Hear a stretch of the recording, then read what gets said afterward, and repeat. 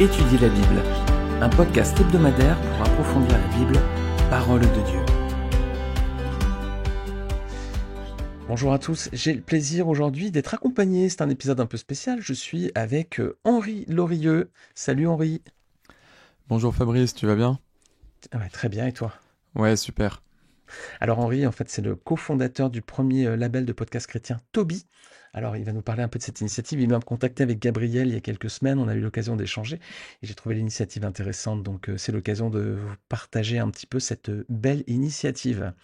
Alors, déjà, mon cher Henri, peut-être que tout le monde ne te connaît pas. Est-ce que tu peux te présenter pour nos auditeurs? Alors, moi je suis Henri Lorieux, j'ai 25 ans. Je suis d'abord ingénieur généraliste, euh, pas énormément de rapport avec le côté média, etc. Mais en fait, j'ai eu l'occasion de faire mon stage de fin d'études en marketing et ensuite de travailler un petit peu en transformation digitale. Donc voilà, plein de parcours un petit peu différents. Depuis quelques mois, donc je suis sur Toby. Toby, qu'est-ce que c'est? Alors, comme tu l'as très bien dit, c'est un label donc de créateurs chrétiens, podcast, mais pas uniquement, puisqu'aujourd'hui on va s'ouvrir aussi aux chaînes YouTube. Mais donc d'un côté, on a la partie label, et d'un autre côté, on va avoir la partie régie audio digitale, puisque ce qu'on propose, en fait, c'est d'être un interlocuteur. Un interlocuteur tiers, j'allais dire, entre deux mondes qui aujourd'hui ne communiquent pas suffisamment, j'allais dire. Puisqu'en fait, on s'est rendu compte avec Gabriel, au moment de lancer le truc, que déjà le contenu digital en ligne chrétien était encore trop peu mis en avant par rapport à, alors que ce soit d'autres religions ou même par rapport à la masse de contenus qui existent aujourd'hui sur Internet et qui sont parfois pas toujours, j'allais dire, pas toujours les plus inspirants pour certains. Et on s'est dit, ben voilà, comment est-ce que on peut essayer de réunir deux mondes pour qu'ils s'entraident et s'élèvent vers le haut. Et voilà, comment essayer de faire élever tout ça et de faire prendre de l'ampleur dans le milieu chrétien et faire en sorte qu'on puisse évangéliser toujours plus et faire grossir toutes ces initiatives qui pour nous sont très belles, mais qui ne sont pas encore à la hauteur, suffisamment développées. Et voilà, donc aujourd'hui on a beaucoup de choses. On a le frère Paul Adrien qui voilà, fait beaucoup parler de lui parce que il va pouvoir proposer des vidéos hyper régulièrement. Il a une bonne équipe aujourd'hui. Frère Paul Adrien, bon, pour ceux qui savent pas, c'est donc un prêtre catholique qui a fait des vidéos sur YouTube. Il est aussi notamment un petit peu en podcast, mais voilà. Aujourd'hui, c'est un des plus connus. Mais à part lui, en fait, il faut avoir en tant que créateur, quand on est indépendant, pour pouvoir proposer du contenu qui respecte les codes, j'allais dire, de YouTube, qui a la qualité de production d'un bon podcast. Il faut avoir une équipe, il faut avoir un peu de budget. Et donc nous, ce qu'on s'est dit, c'est que on aimerait pouvoir mettre en lien des annonceurs qui ont du sens, mais qui aimeraient surtout s'adresser à une audience ciblée, que sont les personnes qui se posent des questions, qui veulent se renseigner sur la Bible, par exemple, ou qui voilà, simplement écoutent l'évangile du jour, par exemple. Voilà, faire en sorte qu'on propose à des organismes qui souhaitent s'adresser à ces gens-là de pouvoir le faire par notre intermédiaire. Et donc, dans un second temps, de financer aussi la création chrétienne, puisque l'objectif est qu'on reverse une grande partie de cette monétisation, puisque du coup on va parler d'annonces qui sont positionnées sur les podcasts, que ce soit sur YouTube pour des partenariats, etc. En fait, mettre en lien ces deux mondes va permettre une sorte de cercle vertueux, et donc de développer voilà, de développer un petit peu ces contenus-là, que ce soit en termes de qualité, en termes de même les faire durer, en fait, puisque ça demande, je pense, une grande endurance. Alors, je suis pas encore créateur, mais pour bientôt. Mais ça demande une grande endurance pour pouvoir voilà, proposer du contenu régulièrement et surtout peut-être investir dans de nouveaux moyens, etc. Donc voilà, bon, je suis déjà beaucoup écarté du sujet, mais voilà un petit peu la principale ambition de Toby aujourd'hui, c'est de pouvoir faciliter, j'allais dire, ou fluidifier certaines démarches, même pouvoir en fait proposer un réseau à des créateurs indépendants qui aujourd'hui sont un petit peu tout seuls dans leur coin. Et donc c'est pour nous, je pense, un très bon début parce que on a beaucoup de gens à qui on en parle qui trouvent l'initiative bonne, qui sont assez intéressés aussi. Et on est persuadé que ça va permettre, parce que l'objectif final, alors j'aime pas parler du terme de publicité parce que c'est quand même un petit peu le cœur de ce qu'on va proposer, mais l'objectif final est de faire grandir toute cette création chrétienne. Et on espère qu'on va y arriver et parce que c'est un petit peu notre ambition en fait. Donc voilà. Ok, donc un label de créateurs chrétiens. C'est vrai que l'initiative est intéressante parce qu'il y a beaucoup aujourd'hui, on est quelques créateurs de contenu, on n'est pas suffisamment, hein, c'est clair, en France.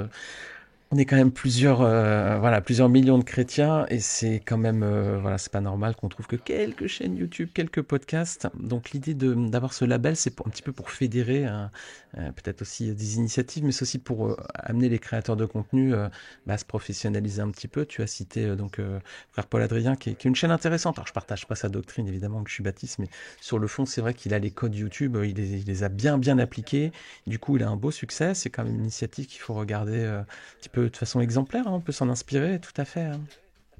Oui, oui, oui. En fait, effectivement, c'est assez intéressant puisque le frère Paul Adrien a su très bien reprendre les codes de YouTube, parfois un petit peu provocateurs dans les miniatures, dans les sujets qu'il aborde. Mais c'est ça aussi qu'il va chercher, c'est justement créer un petit peu le questionnement quand on défile sur YouTube et qu'on voit ces miniatures pour en fait pouvoir ensuite parler de sa foi, parler de ces sujets-là intéressants auprès de personnes qui justement vont être vont avoir la vie complètement opposée et donc être un petit peu dans la contradiction par rapport à ce qu'il dit. Et je trouve on adhère ou on n'y adhère pas, mais je trouve cette technique assez subtile et aujourd'hui on voit que ça porte ses fruits. Donc c'est effectivement, alors on peut être d'accord ou pas d'accord, mais en tout cas, je pense que on devrait pouvoir s'inspirer de ces codes-là et de ce qui, en fait, de sa manière de procéder avec son équipe qui aujourd'hui, je pense, est très bien mise en place dans le sens où il a su vraiment se mettre au minimum au même niveau que des gros créateurs pardon de contenu ou gros youtubeurs qui aujourd'hui font des millions de vues sur des sujets qui sont pas forcément ceux qui peuvent être importants pour l'évangélisation, bien au contraire.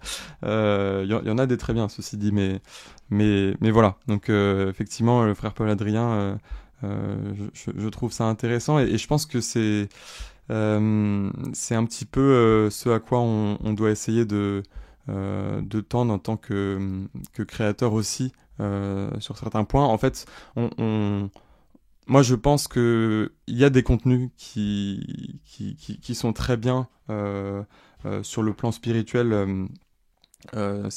Pour approfondir sa foi, pour que ce soit pour découvrir ou qui vont être tout à fait affirmés de manière spirituelle.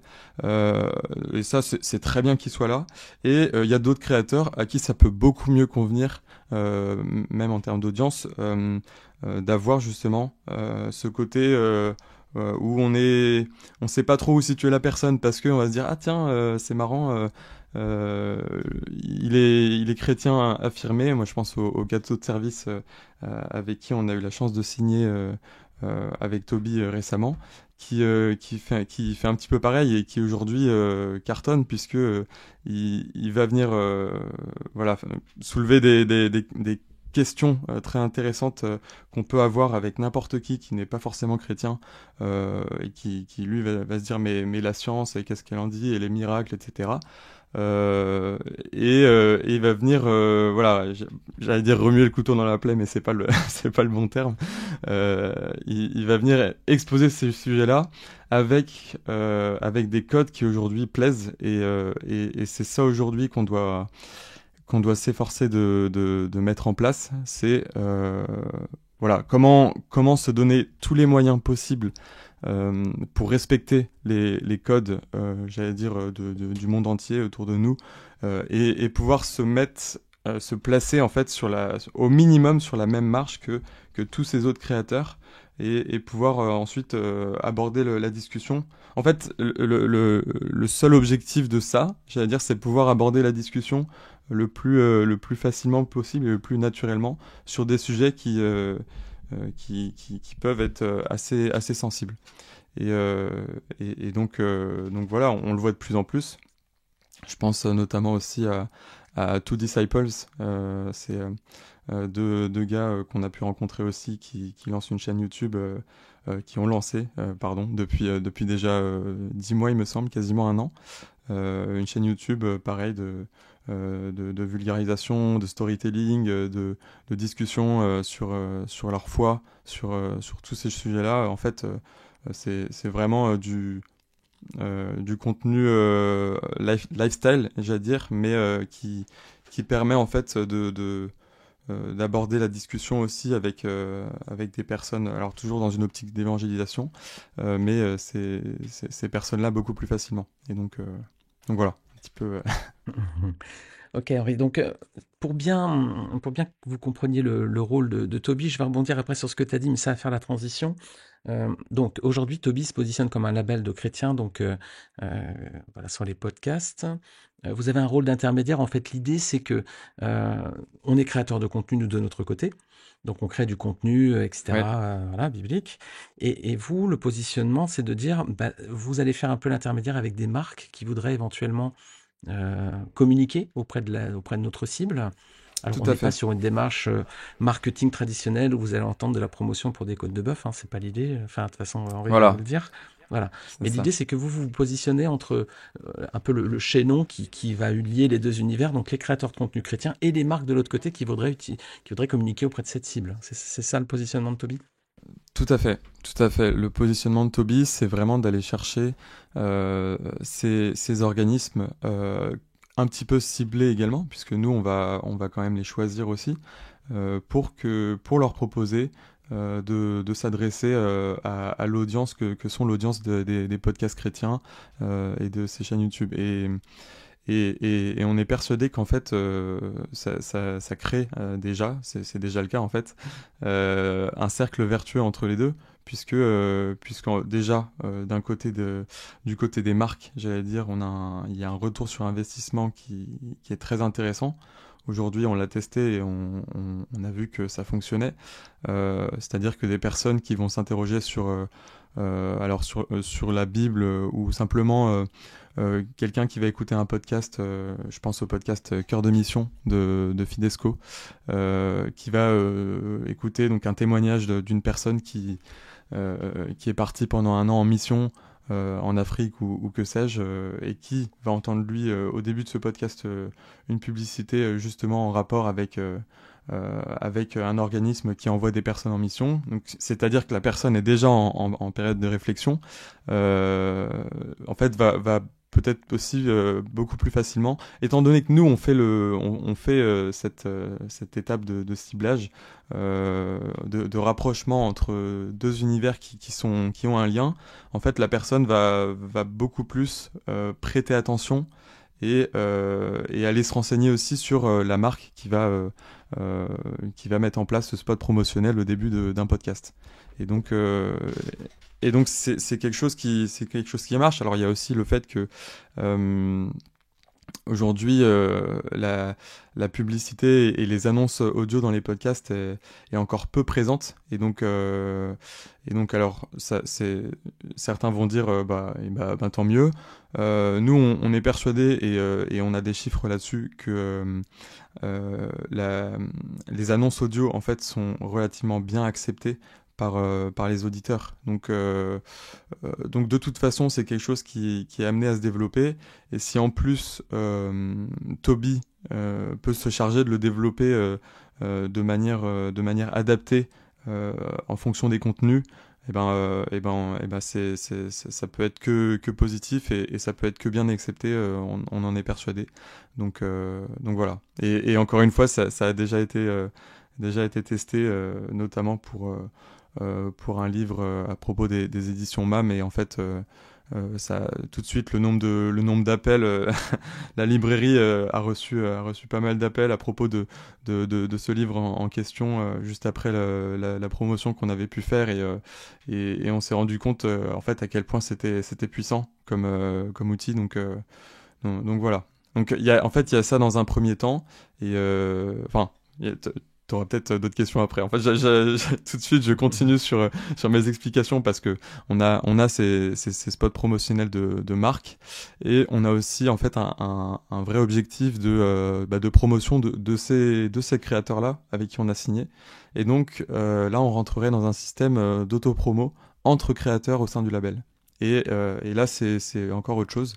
C'est en fait à un coût qui est réduit, qui est évidemment pas celui qu'on va facturer aux marques.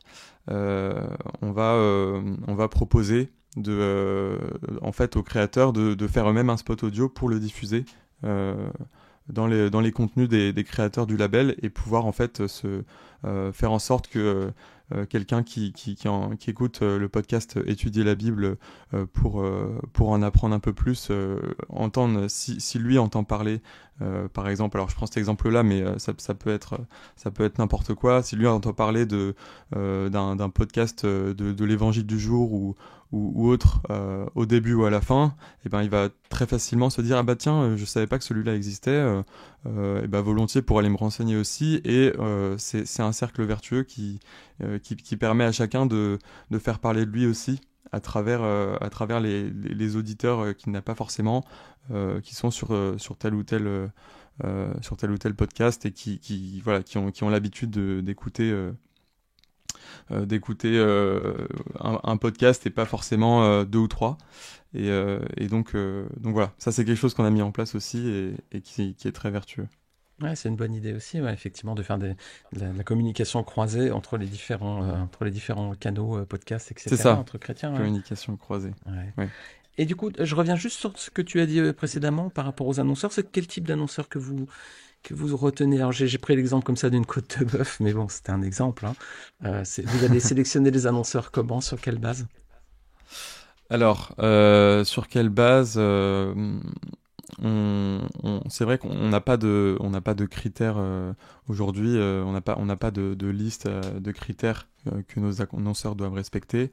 Je pense que c'est aussi le résultat d'une concertation avec Gabriel, en fonction d'annonceurs, alors qu'on connaît déjà ou non.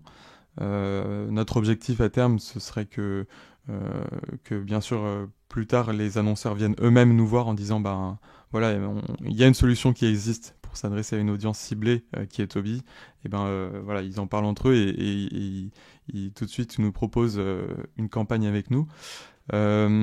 Aujourd'hui, je pense que ça va être alors tout type d'annonceurs. Ça peut être des associations, ça peut être des entités en rapport avec l'Église, beaucoup, que ce soit pour des campagnes de dons, par exemple.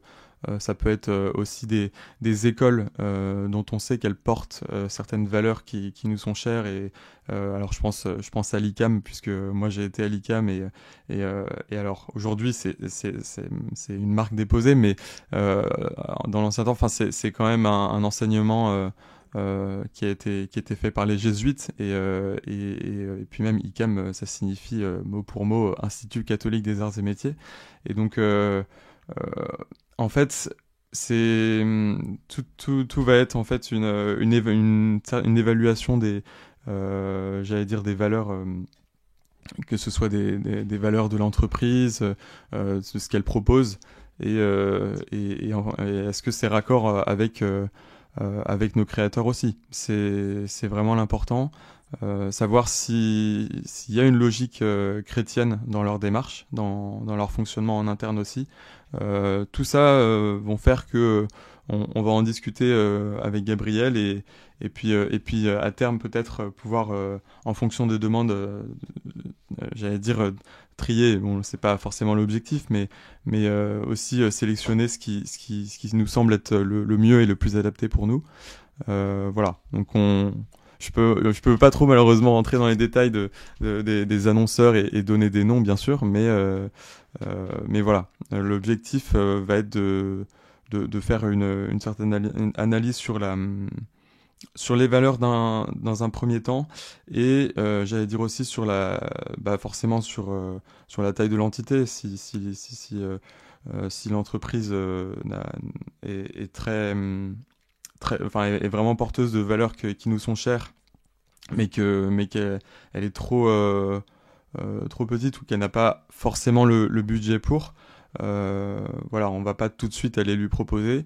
Aujourd'hui, c'est vrai que nous, on va proposer de faire des campagnes relativement globales, c'est-à-dire en fait, le gros avantage qu'on va venir proposer aux entreprises, c'est de pouvoir en une seule campagne sélectionner, en fait, en faire plein de petites auprès de plusieurs créateurs. Ce qui aujourd'hui n'existe pas, puisque une entreprise peut signer un partenariat avec un créateur, mais ça va être qu'un seul créateur, et donc ça va multiplier les démarches administratives si on veut, alors j'ai pas d'exemple, mais faire une grosse campagne de recrutement pour une association à une période donnée. Aujourd'hui, grâce à Toby, ce sera possible de faire parler de soi massivement, parce que nous, on va être cet intermédiaire-là qui va rassembler les créateurs, et donc proposer en fait quelque chose de global. Ça va être un peu comme un supermarché, c'est-à-dire que alors ça fait très réducteur dit comme ça, mais voilà, l'objectif va être de proposer à des grosses entités qui ont peut-être un peu plus de budget aussi, de faire ce qui se fait déjà d'ailleurs en dehors du milieu chrétien, mais de faire une campagne relativement grande sur une période assez courte pour un objectif donné, que ce soit parler de leur activité ou recruter. Voilà. Ok, alors que justement pour nos auditeurs, parce que bon, alors évidemment, Étudier la Bible est un podcast protestant, évangélique, baptiste pour être précis. Oui. L'initiative Toby, donc parce que comme tu as parlé de l'ICAM, tout ça, on a parlé de Faire pour l'Adrien tout à l'heure aussi. C'est un label chrétien, on va dire au sens large, quoi, hein. Vous n'êtes pas uniquement, vous ne regroupez Oui, tout pas à que fait. comme des créateurs de contenu Alors, catholiques. c'est vrai que j'ai donné beaucoup d'exemples catholiques, mais on est un label interconfessionnel, puisque je suis catholique pratiquant, et Gabriel lui sera plus voilà, entre catholique, évangélique. Il se pose des questions aussi sur les deux, et donc évidemment ce label a pour vocation de rassembler tous les chrétiens, que ce soit évangélique, catholique, et puis voilà. Aujourd'hui, c'est la foi chrétienne qu'on veut faire augmenter sur le plan digital, et on va pas se fermer à tel ou tel contenu, si on voit que il porte nos valeurs. Et c'est vraiment l'ambition, c'est de rassembler tout le monde, et donc voilà, un petit peu un peu c'est ce que tu disais très bien, en fait, c'est pouvoir rassembler tout le monde. Alors, si on résume un petit peu tout ce qu'a dit Henri, donc le rôle du label Toby, hein, c'est de fédérer un peu toutes les initiatives de podcasteurs chrétiens, hein. Il y a beaucoup de podcasts chrétiens, quelques-uns, mais c'est peut-être quand même pas mal d'avoir un label à un moment. Puis l'idée, c'est de professionnaliser un petit peu aussi, de donner des outils, entre guillemets, à ces créateurs de contenu pour qu'ils puissent peut-être monétiser leur audience, hein. Tout ouvrier mérite son salaire, donc c'est légitime aussi, ne serait-ce que pour acheter du matériel, héberger les épisodes sur les plateformes. Donc, l'initiative de Toby, c'est de fédérer les podcasts chrétiens, mais en même temps de jouer le rôle d'intermédiaire entre les créateurs de contenu chrétiens et les marques qui voudraient communiquer auprès de cette audience. Et puis, ils ont également ce rôle euh, de facilitateur entre les podcasts chrétiens pour qu'il puisse y avoir des communications croisées. Par exemple, juste avant un podcast d'un chrétien, on puisse entendre éventuellement une annonce pour un autre podcast chrétien qui nous donne envie d'aller le découvrir et de faire en sorte que nos audiences, hein, entre nous, décollent un petit peu. Hein, c'est ça, j'ai Tout à bien fait. résumé, Henri? Tout à fait. Et pour reprendre un petit peu et compléter surtout, c'est ça. C'est vraiment de pouvoir s'adapter à chaque créateur aussi. Alors on parle pas mal de monétisation puisque c'est ce qu'on propose, j'allais dire le plus facilement aussi.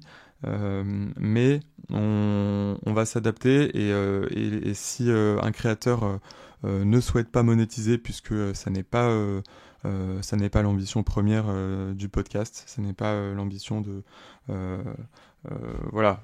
On a aujourd'hui beaucoup de contenus qui ne cherchent pas forcément à faire du bénéfice.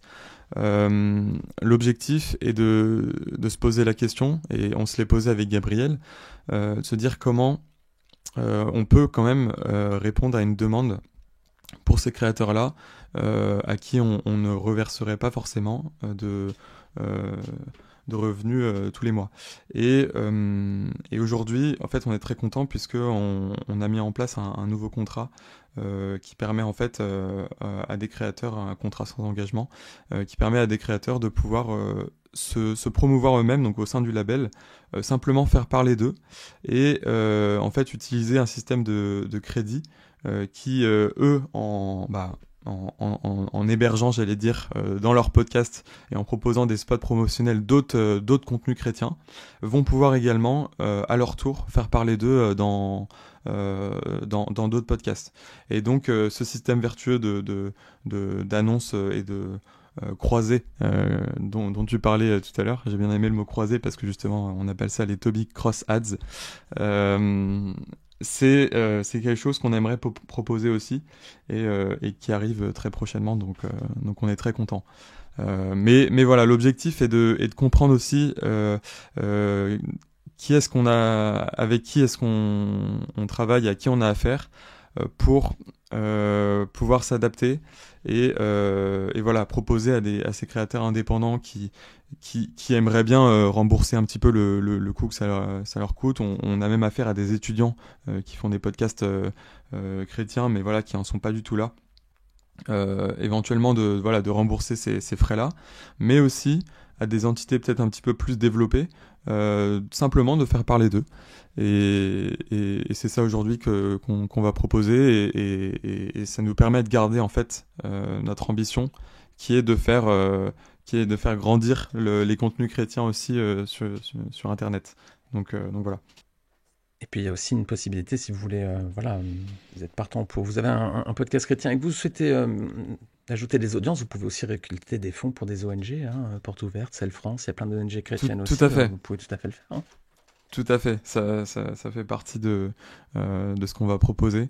C'est-à-dire que même si la personne ne souhaite pas réutiliser ces crédits-là en auto-promotion, il est possible de les reverser à des associations.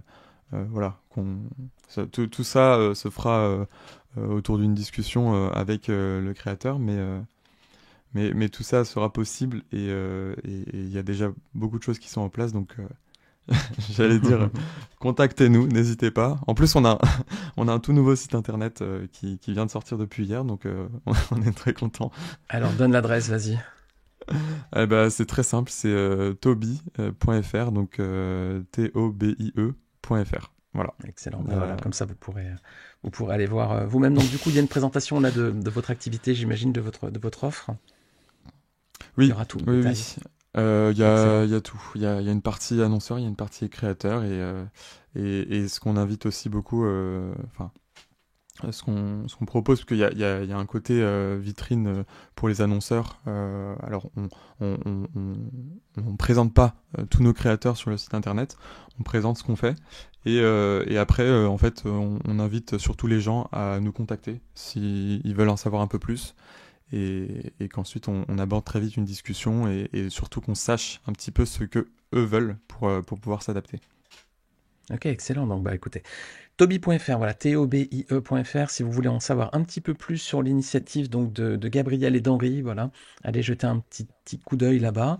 Est-ce que dans votre offre, Henri, vous proposez aussi une aide à ces créateurs de contenu pour se professionnaliser aussi, comment choisir son matériel, comment faire un podcast, tout ça, c'est quelque chose que vous aviez prévu ou pas? Alors, oui, on propose en fonction de ce que du besoin et de ce que nous demandent les créateurs, on peut tout à fait les conseiller. L'aide financière n'est pas encore là. Alors à moins de monétiser ces contenus, on pourra pas avancer de frais financiers. Mais pour le moment, pour tout créateur qui rejoint le label, on est ravi de pouvoir les conseiller sur la production, sur le matériel et donc non, il y a une vraie démarche d'accompagnement qu'on fait déjà avec nos créateurs, de leur proposer tel ou tel hébergeur pour un podcast, de leur conseiller plutôt tel micro, notamment aussi sur l'identité visuelle qui est très importante, mine de rien. Et donc voilà. Tout ça est bien sûr possible et donc pour un créateur qui souhaite se lancer mais qui sait pas trop, on est là pour ça et par contre une des conditions c'est quand même de rejoindre le label puisque voilà c'est quelque chose qu'on aime bien fédérer et puis bah, nous ça nous encourage aussi à donner le meilleur de nous-mêmes pour faire grandir ces initiatives là donc Et ben voilà, qui donnera peut-être une idée à certains d'entre vous, auditeurs, de vous lancer aussi dans un podcast chrétien. Venez, rejoignez-nous. Voilà, on a besoin de répandre l'évangile. Alors bien sûr, voilà, soyez quand même mature dans la foi. Hein, ne vous lancez pas au tout début de votre conversion. Sinon, attention, des fois, on peut tous avoir ce témoignage-là qu'au début, on dit parfois des bêtises, qu'on n'est pas encore assez ancré dans la parole. Donc faites attention quand même. Mais sinon, voilà, rejoignez-nous dans cette grande sphère des podcasts chrétiens. L'évangile a besoin d'être répandu dans le monde francophone. On a du retard, donc qui n'avance pas recule, le train va très vite et Toby justement à cette initiative de vouloir fédérer les podcasteurs chrétiens et ça valait vraiment voilà, l'attention de vous consacrer un épisode, de t'interviewer. Henri, c'était un plaisir de t'accueillir en tout cas. Merci à toi pour le temps que tu nous as consacré. Est-ce que tu as peut-être un autre message à faire passer? Tu as peut-être une actualité, je sais pas, que tu veux partager avec nous? Oui, alors tout à l'heure je vous disais que moi-même j'allais commencer en tant que créateur et ça tombe bien puisque donc je me lance moi-même dans la création d'un nouveau podcast qui va être en fait l'interview de musiciens chrétiens. Donc ça, voilà, connaître un petit peu les coulisses de la musique chrétienne. Ce podcast s'appellera Crescendo. Voilà, donc rapport à cette annotation pour augmenter le volume, pour justement, voilà, j'aime beaucoup cette image-là, et donc, rester, j'allais dire rester informé, puisque ça arrive très vite, et puis, je vous tiens au courant de tout ça. Il sera lancé au sein de Tobii et puis ben voilà, l'objectif c'est d'en savoir un petit peu plus sur ces musiciens et connaître comment ils partagent leur foi, comment ils vivent, comment ils ont pris cette décision de faire de la musique chrétienne en plaçant Dieu au centre. Donc voilà, parler un petit peu de tout ça et puis j'espère que ça va aussi porter ses fruits. En tout cas, merci Fabrice. Ouais, excellent, bah, merci à toi Henri. Alors si vous êtes musicien chrétien, hein, peut-être si vous êtes déjà dans la musique chrétienne, peut-être l'occasion de contacter Henri, peut-être via le label Tobii, via le site internet. Via le site internet ou directement sur LinkedIn s'ils veulent. Voilà. Allez, bah écoutez, je mets le lien tout en bas du podcast sur le LinkedIn de Henri, donc Henri Lorieux. Voilà, vous aurez le lien tout en bas comme ça si vous voulez le contacter pour pour échanger avec lui sur la plateforme professionnelle et puis pour peut-être lui dire, moi je fais de la musique chrétienne si ça t'intéresse, on peut peut-être échanger ensemble. Vous voyez avec Henri directement. Hein. Carrément. Plein de belles choses pour ce projet, Henri, pour ton projet perso, pour Toby aussi. On aura le plaisir donc de suivre un petit peu la suite de votre parcours. En tout cas, merci à toi pour cet échange. Eh ben merci. Merci à toi également. Et puis donc encore une fois, toby.fr si vous voulez en savoir plus sur cette initiative. À bientôt Henri, ciao ciao. Ciao, à bientôt.